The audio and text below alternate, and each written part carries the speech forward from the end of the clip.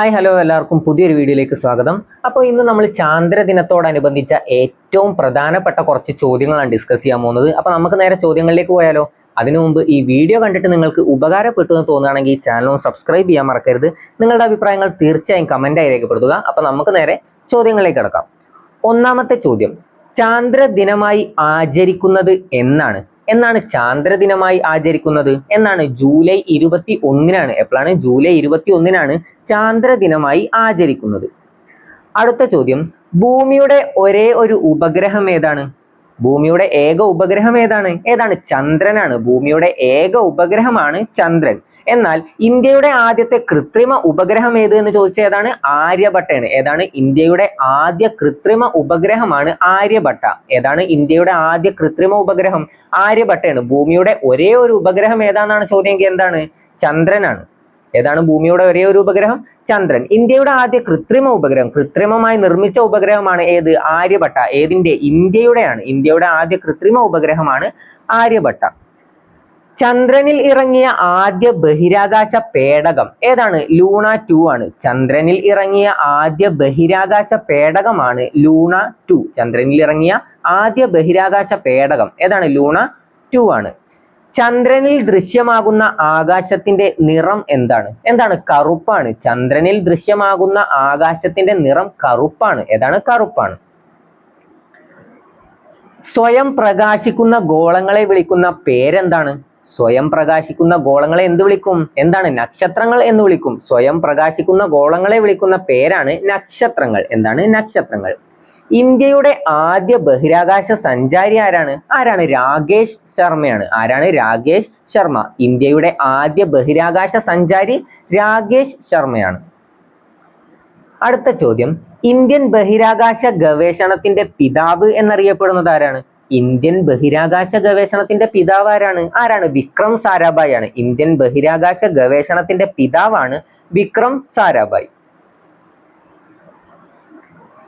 അടുത്ത ചോദ്യം, മനുഷ്യൻ ആദ്യമായി ചന്ദ്രനിൽ ഇറങ്ങിയ വർഷം എപ്പോഴാണ്? 1969 ജൂലൈ 21-നാണ്. എപ്പോഴാണ്? 1969 ജൂലൈ 21-നാണ്. അപ്പൊ ചാന്ദ്രദിനം എന്നാണ്?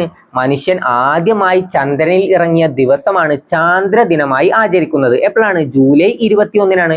ഓക്കെ ആണല്ലോ. അപ്പൊ മനുഷ്യൻ ആദ്യമായി ചന്ദ്രനിൽ ഇറങ്ങിയ വർഷം എപ്പോഴാണ്? 1969 ജൂലൈ 21. ജൂലൈ 21 എന്തായിട്ട് ആചരിക്കുന്നു? ചാന്ദ്രദിനമായി ആചരിക്കുന്നു. അടുത്ത ചോദ്യം, ചന്ദ്രനെ കുറിച്ചുള്ള പഠനം അറിയപ്പെടുന്നത് എന്താണ്? സെലനോളജി എന്നാണ്. ചന്ദ്രനെ കുറിച്ചുള്ള പഠനം അറിയപ്പെടുന്നത് സെലനോളജി എന്നാണ്. സെലനോളജി. ഗ്രഹങ്ങളുടെ പട്ടികയിൽ നിന്നും പുറത്തായ ഗ്രഹം ഏതാണ്? പ്ലൂട്ടോ ആണ്. ഗ്രഹങ്ങളുടെ പട്ടികയിൽ നിന്നും പുറത്തായ ഗ്രഹമാണ് പ്ലൂട്ടോ. ആദ്യം എത്ര ഗ്രഹങ്ങൾ ഉണ്ടായിരുന്നു? 9 ഗ്രഹങ്ങൾ ഉണ്ടായിരുന്നു. ഇപ്പൊ എത്രണ്ണാണ്? 8 ഗ്രഹങ്ങളാണ് ഉള്ളത്. ഏതൊക്കെയാണ്? Mercury, Venus, Earth, Mars, Jupiter, Saturn, Uranus, Neptune. അതിന്റെ കൂടെ ഒരാൾ കൂടി ഉണ്ടായിരുന്നു, പ്ലൂട്ടോ. അദ്ദേഹത്തെ പുറത്താക്കി. ഗ്രഹങ്ങളുടെ പട്ടികയിൽ നിന്നും പുറത്തായ ഗ്രഹം ഏതാണെന്നാണ് ചോദിക്കുന്നതെങ്കിൽ ഏതാണ്? പ്ലൂട്ടോ ആണ്. പ്ലൂട്ടോ. ആദ്യ ബഹിരാകാശ സഞ്ചാരി ആരാണ്? Yuri Gagarin. ആദ്യ ബഹിരാകാശ സഞ്ചാരിയാണ് യൂറി ഗഗാറിൻ. Yuri Gagarin. ഭ്രമണപഥത്തിൽ ചന്ദ്രൻ ഏറ്റവും അടുത്തു വരുന്ന പ്രതിഭാസം എന്താണ്? Super moon. ഭ്രമണപഥത്തിൽ ചന്ദ്രൻ ഏറ്റവും അടുത്തു വരുന്ന പ്രതിഭാസമാണ് സൂപ്പർ മൂൺ. സൂപ്പർ മൂൺ ആണ്. ഇന്ത്യയുടെ ചന്ദ്രയാൻ 1 വിക്ഷേപിച്ചത് ഏതു വർഷം? എപ്പോഴാണ്? 2008 ഒക്ടോബർ 22-നാണ് ഇന്ത്യയുടെ ചന്ദ്രയാൻ 1 വിക്ഷേപിച്ചത്. ഏതു വർഷമാണ്? 2008 ഒക്ടോബർ 22-നാണ്. ഇന്ത്യയിലെ ആദ്യത്തെ റോക്കറ്റ് വിക്ഷേപണ കേന്ദ്രം ഏതാണ്? തുമ്പ. തിരുവനന്തപുരത്തെ തുമ്പയാണ് ഇന്ത്യയിലെ ആദ്യ റോക്കറ്റ് വിക്ഷേപണ കേന്ദ്രം. അടുത്ത ചോദ്യം, ലോകത്തിലെ ആദ്യത്തെ കൃത്രിമോപഗ്രഹം ഏതാണ്? സ്പുട്നിക് 1 ആണ്. സ്പുട്നിക് 1 ഏത് രാജ്യത്തിന്റെയാണ്? റഷ്യയുടെയാണ്. ലോകത്തിലെ ആദ്യത്തെ കൃത്രിമ ഉപഗ്രഹം റഷ്യയുടെ സ്പുട്നിക് 1 ആണ്. സ്പുട്നിക് 1. ആദ്യമായി ബഹിരാകാശത്തെത്തിയ ഇന്ത്യൻ വനിത ആരാണ്? കൽപ്പന ചൗളയാണ്. ആദ്യമായി ബഹിരാകാശത്തെത്തിയ ഇന്ത്യൻ വനിതയാണ് കൽപ്പന ചൗള. കൽപ്പന ചൗള. ചന്ദ്രനിൽ നിന്നും പ്രകാശം ഭൂമിയിൽ എത്താൻ എടുക്കുന്ന സമയം എത്രയാണ്? 1 മിനിറ്റും 3 സെക്കൻഡുമാണ്. 1 മിനിറ്റും 3 സെക്കൻഡും. ചന്ദ്രനിൽ നിന്നും പ്രകാശം ഭൂമിയിൽ എത്താൻ എടുക്കുന്ന സമയമാണ് എത്രയാണ്? 1 മിനിറ്റും 3 സെക്കൻഡും. അടുത്ത ചോദ്യം, പ്രഭാത നക്ഷത്രം എന്നറിയപ്പെടുന്ന ഗ്രഹം ഏത്? എന്താണ് പ്രഭാത നക്ഷത്രം എന്നറിയപ്പെടുന്ന ഗ്രഹം ഏതാണ്? ശുക്രനാണ്. പ്രഭാത നക്ഷത്രം എന്നറിയപ്പെടുന്ന ഗ്രഹം ശുക്രനാണ്. ആദ്യമായി മനുഷ്യനെ ചന്ദ്രനിൽ എത്തിച്ച രാജ്യം ഏത്? ആദ്യമായി മനുഷ്യനെ ചന്ദ്രനിൽ എത്തിച്ച രാജ്യം ഏതാണ്? അമേരിക്കയാണ്. ഏതാണ്? അമേരിക്ക. ആദ്യമായി ചന്ദ്രനിൽ കാലുകുത്തിയത് ആരാണ്? Neil Armstrong. രണ്ടാമതോ എഡ്വിൻ ആൽഡ്രിൻ ആണ്. Neil Armstrong and Edwin Aldrin. ആദ്യമായി ചന്ദ്രനിൽ കാലുകുത്തിയ മനുഷ്യനാണ് നീൽ ആംസ്ട്രോങ്. സൂര്യനോട് ഏറ്റവും അടുത്ത ഗ്രഹം ഏതാണ്? ബുധനാണ്. സൂര്യനോട് ഏറ്റവും അടുത്ത് നിൽക്കുന്ന ഗ്രഹമാണ് മെർക്കുറി അല്ലെങ്കിൽ ബുധൻ. ബുധനാണ് സൂര്യനോട് ഏറ്റവും അടുത്ത് നിൽക്കുന്ന ഗ്രഹം. അമ്പിളി അമ്മാവ താമര കുമ്പിളിൽ എന്തുണ്ട്? പ്രശസ്തമായ ഈ വരികൾ എഴുതിയതാര്? ആരാണ്? ONV കുറുപ്പാണ്. അമ്പിളി അമ്മാവ താമര കുമ്പിളിൽ എന്തുണ്ട്? പ്രശസ്തമായ ഈ വരികൾ എഴുതിയതാരാണ്? ONV കുറുപ്പ്. ONV കുറുപ്പ് എഴുതിയതാണ് അമ്പിളി അമ്മാവ താമര കുമ്പിളിൽ എന്തുണ്ട് എന്ന ഈ പ്രശസ്തമായ വരികൾ. ലോകത്ത് ആദ്യമായി ബഹിരാകാശത്ത് എത്തിയ വ്യക്തി ആരാണ്? Yuri Gagarin. റഷ്യയുടെ യൂറി ഗഗാറിനാണ് ലോകത്ത് ആദ്യമായി ബഹിരാകാശത്ത് എത്തിയ വ്യക്തി. സൂര്യന്റെ ദൃശ്യമായ ഭാഗത്തിന് പറയുന്ന പേരെന്താണ്? എന്താണ് സൂര്യന്റെ ദൃശ്യമായ ഭാഗത്തിന് പറയുന്ന പേര്? എന്താണ്? ഫോട്ടോസ്ഫിയർ എന്നാണ്. എന്താണ്? ഫോട്ടോസ്ഫിയർ. ദൃശ്യം എന്താണ്? ഫോട്ടോ. ദൃശ്യം ഫോട്ടോ. അങ്ങനെ ആലോചിച്ച് വെച്ചാൽ പോരെ. സൂര്യന്റെ ദൃശ്യമായ ഭാഗത്തിന് പറയുന്ന പേരെന്താണ്? ഫോട്ടോസ്ഫിയർ. അത് എങ്ങനെ ആലോചിക്കണം? ഫോട്ടോ ദൃശ്യം, ഫോട്ടോ ദൃശ്യം. അങ്ങനെ ആലോചിച്ചാൽ പോരെ. സൂര്യന്റെ ദൃശ്യമായ ഭാഗത്തിന് പറയുന്ന പേരാണ് ഫോട്ടോസ്ഫിയർ. അടുത്ത ചോദ്യം, ആദ്യമായി മനുഷ്യനെ ചന്ദ്രനിൽ എത്തിച്ച വാഹനം ഏത്? ഏതാണ് ആദ്യമായി മനുഷ്യനെ ചന്ദ്രനിൽ എത്തിച്ച വാഹനം? ഏതാണ്? അപ്പോളോ 11. അപ്പോളോ 11 ആണ്. അടുത്ത ചോദ്യം, ശൂന്യാകാശത്തിലെ കൊളംബസ് എന്നറിയപ്പെടുന്നത് ആര്?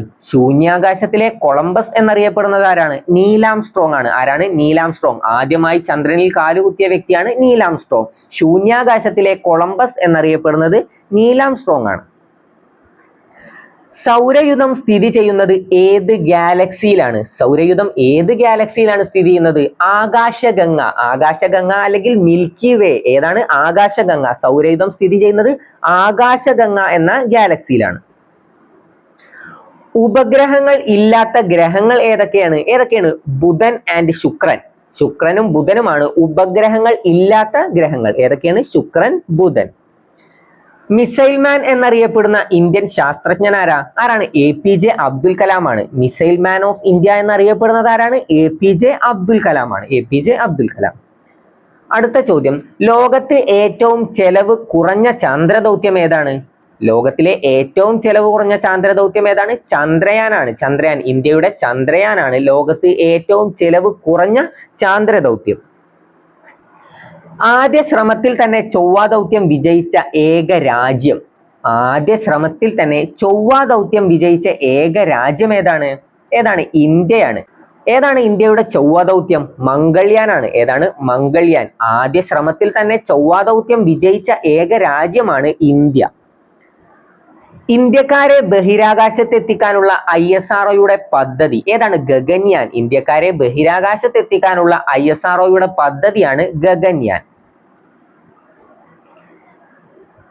ഇന്ത്യയുടെ ആദ്യത്തെ ബഹിരാകാശ നിരീക്ഷണ ഉപഗ്രഹം ഏതാണ്? ആസ്ട്രോസാറ്റ് ആണ്. ഇന്ത്യയുടെ ആദ്യ ബഹിരാകാശ നിരീക്ഷണ ഉപഗ്രഹമാണ് ആസ്ട്രോസാറ്റ്. ഏതാണ്? ആസ്ട്രോസാറ്റ് ആണ്.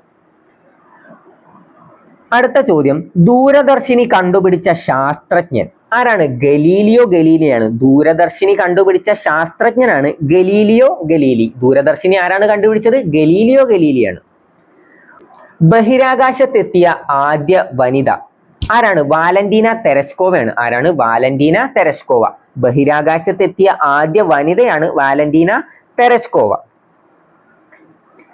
ചന്ദ്രനിലേക്കുള്ള ദൂരം കണ്ടെത്തിയ ആദ്യ ഭാരതീയ ശാസ്ത്രജ്ഞൻ ആരാണ്? ആര്യഭടനാണ്. ആരാണ്? ആര്യഭടൻ. ചന്ദ്രനിലേക്കുള്ള ദൂരം കണ്ടെത്തിയ ആദ്യ ഭാരതീയ ശാസ്ത്രജ്ഞനാണ് ആര്യഭടൻ. ആരാണ്? ആര്യഭടൻ. സൂര്യൻ ഭൂമിയോട് ഏറ്റവും അടുത്തു വരുന്ന ദിവസം എന്നാണ്. ജനുവരി 3-നാണ് സൂര്യൻ ഭൂമിയോട് ഏറ്റവും അടുത്തു വരുന്ന ദിവസം, ജനുവരി 3. വിദ്യാഭ്യാസ ആവശ്യങ്ങൾക്ക് വേണ്ടി ഇന്ത്യ വിക്ഷേപിച്ച ഉപഗ്രഹം ഏതാണ്? എഡ്യൂസാറ്റ് ആണ്. എഡ്യൂക്കേഷൻ എന്ന് ആലോചിച്ചാൽ പോരെ, എന്താണ് എഡ്യൂക്കേഷൻ, വിദ്യാഭ്യാസം, എഡ്യൂസാറ്റ്. വിദ്യാഭ്യാസ ആവശ്യങ്ങൾക്ക് ഇന്ത്യ വിക്ഷേപിച്ച ഉപഗ്രഹമാണ് എഡ്യൂസാറ്റ്. അപ്പോൾ ഇത്രയും ചോദ്യങ്ങളാണ് ഈ വീഡിയോയിലൂടെ നമ്മൾ ഡിസ്കസ് ചെയ്യാൻ ഉദ്ദേശിക്കുന്നത്. അപ്പോൾ ഈ വീഡിയോ കണ്ടിട്ട് നിങ്ങൾക്ക് ഉപകാരപ്പെട്ടു എന്ന് തോന്നുകയാണെങ്കിൽ ഈ ചാനൽ സബ്സ്ക്രൈബ് ചെയ്യാൻ മറക്കരുത്. നിങ്ങളുടെ അഭിപ്രായങ്ങൾ തീർച്ചയായും കമന്റായി രേഖപ്പെടുത്തുക. അപ്പോൾ മറ്റൊരു വീഡിയോയുമായിട്ട് നമുക്ക് വീണ്ടും കാണാം. താങ്ക്